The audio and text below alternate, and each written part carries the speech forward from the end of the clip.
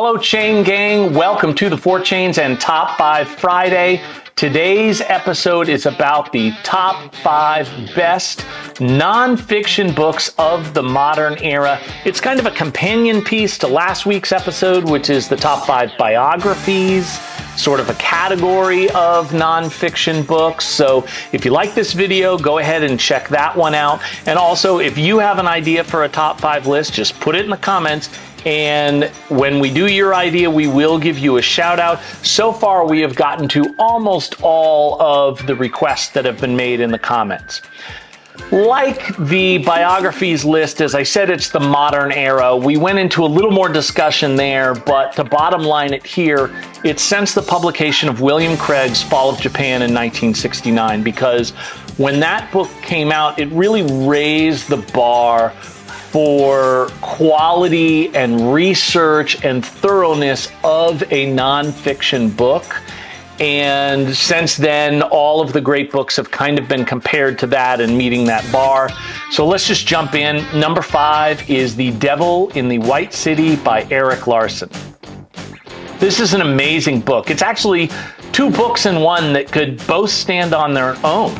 The first one is the United States' first serial killer and one of its most creative architects, H.H. Holmes. And it is set against the backdrop of another famous architect, Daniel Burnham, who was the architect of the most famous World's Fair that there's ever been in this country, the 1893 Chicago World's Fair, and that's the backdrop for what happens with H.H. Holmes.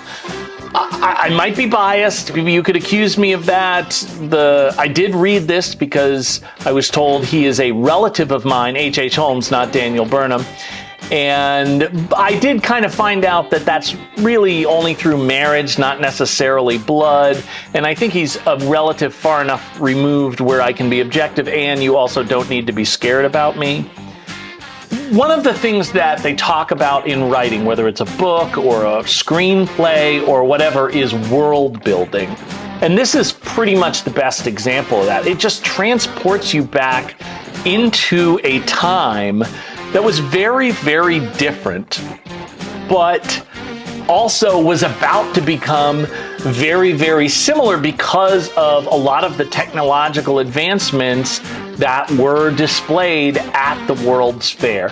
And the reason why it's such an elite book is it's not just 2 books in the one, but it's very scary, it's very suspenseful, it's an historical education, and it's just so many things in one that doesn't feel pieced together, and that's why I put it at number 5. Number 4 is Fiasco by Thomas Ricks. This book is the best example I know of opening people's eyes to just how incompetent a government can be dealing with a very important situation that was bound to have, and spoiler alert, has had very significant repercussions because of how poorly it was handled. And you look at the governments that have followed since, this isn't political, this is both parties. They haven't really done a good job of learning the lessons that Fiasco talks about. As a general rule, you're going to say this is not the case, a lot of you, but the general populace, they trust people holding high positions of power, whether it's doctors or police officers or lawyers, or in this case, the government. There's a level of trust there. Now, I know you'll say, I don't trust the government.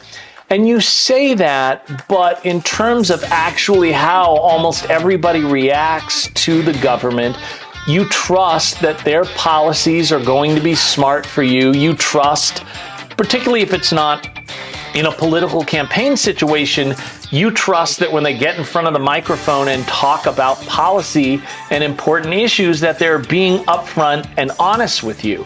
And unfortunately, more and more often, these governments just have not deserved that trust. And I think it's very important that people read books like this, and most specifically this book, so they can understand it. Understand that we really can't trust government anymore, and we really need to get to a point where we can in the future.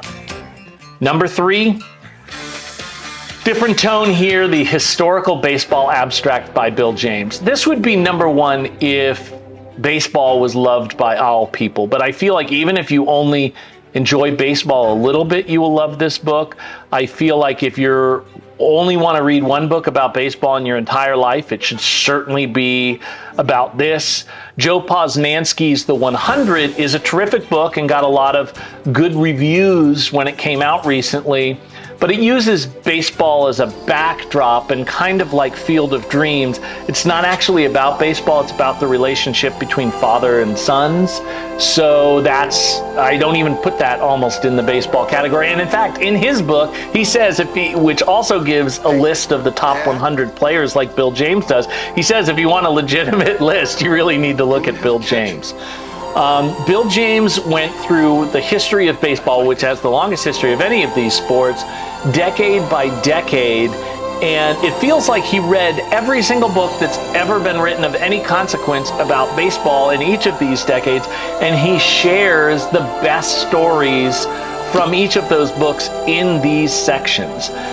In addition to being really, really entertaining and funny and eye-opening, it is also historically significant because this book changed the way at first that we looked at baseball players historically, and then the way we look at any sort of team athlete historically by introducing sabermetrics. It completely changed the way we evaluate players. If you've seen the book Moneyball, that is a Bill James influenced story and is also on a lot of lists of favorite nonfiction books. So I would definitely recommend this for all baseball fans and most other people. Number 2, well, he's the guy that created the fulcrum, as we say, and wrote Fall of Japan. It's William Craig's follow-up book, which is Enemy at the Gates. It seems unfair to exclude him automatically because he is when this all started. Fall of Japan is the most famous of his books, but mostly because it is still, I think, the second most used textbook in history classes at the college level over the entire planet. And it's certainly a great book, but I actually think Enemy of the Gates is better. Enemy at the Gates, sorry. Enemy at the Gates covers the siege at Stalingrad, which is the most important moment of World War II. I live in America, and in America, we are taught that the most important moment was D-Day at Normandy, and I certainly wouldn't want to make it seem like I am diminishing the sacrifice and courage of all of those people, and it was colossally important. But we're the only country that feels it's more important than what happened at Stalingrad. It's where a town of people, some soldiers, most of them not, just decided that there was absolutely no way that Hitler was going to accomplish this goal, and they were willing to make sacrifices that most people in the history of the world would not be willing to make. And in fact, they were willing to make every sacrifice for the sake of planet Earth, and planet Earth should certainly thank them for doing that. There's a movie made about this book that is not a substitute. There's some movies that are substitutes for books. This is not one of them because it's about a small section of Enemy at the Gates. So you should certainly watch the book because it's greater than the movie, and it's in fact greater than every other nonfiction book in the modern era ever written except for number 1, Guns, Germs, and Steel by Jared Diamond. Guns, Germs, and Steel is essentially a follow-up in both timeline and importance to Charles Darwin's Origin of the Species. It doesn't deal with the same subject matter. It deals with, okay, so that happened, now what, once humans started walking the earth. It is an absolute must-read for anybody with any interest in humanity, in who we are, in why we treat each other the way we treat each other, how we got to where we are today, and why we got to here, why we got where we are today. I honestly think it is the only book I would say that it is impossible to declare yourself an educated person if you have not read it. I've seen other lists that have nonfiction books ranked with Sapiens by Yuval Harari at number 1, or The Sixth Extinction by Elizabeth Kolbert at number 1, but those books just, I think the authors would even admit, do not exist without Guns, Germs, and Steel. Those books and several other books that I have enjoyed and I think are great and worth watching mention Guns, Germs, and Steel multiple times, and I consider them essentially addendums to this masterpiece. Jared Diamond has written other masterpieces such as The Third Chimpanzee, Collapse, and The World Until Yesterday, and I recommend all of those. Okay, so what am I missing from this list? What would you include? What would you take out? Let me know in the comments, and we will see you next time on The Four Chains for a list we will be dedicating to Greta, which is the top 5 Christmas movies of all time. Not only will we be settling that debate of what is the top 5, we will be settling the Christmas movie debate that frankly has torn this nation apart for far too long. Yippee-ki-yay, mother...